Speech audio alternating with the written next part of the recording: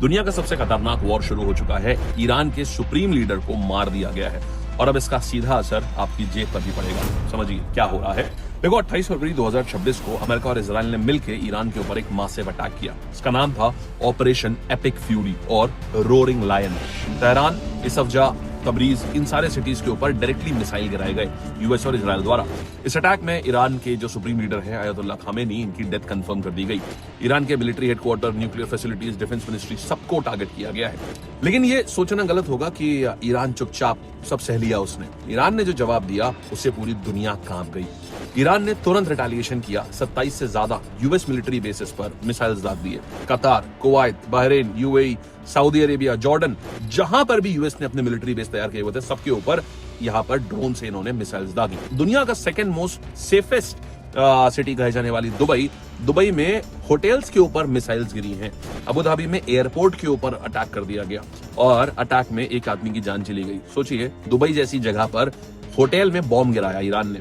और अब बात आती है, ईरान ने यह भी एक धमकी दी है, मैं स्ट्रेट ऑफ हॉर्मुज को भी बंद कर दूंगा। ये आपके लिए इंपॉर्टेंट है। क्यों?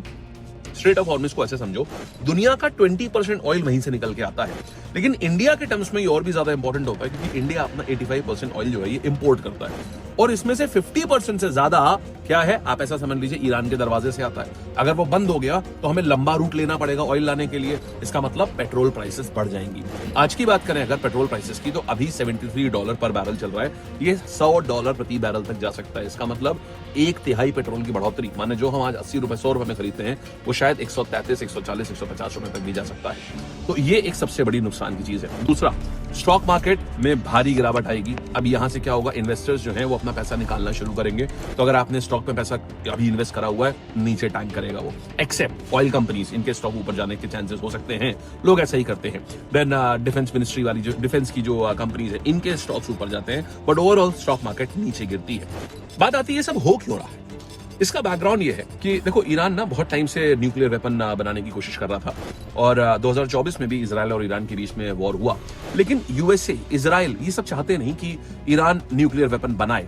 तो 15-20 साल से इन्होंने सैंक्शंस लगा रखे थे इसके ऊपर, लेकिन फिर भी वो बनाता ही रहा।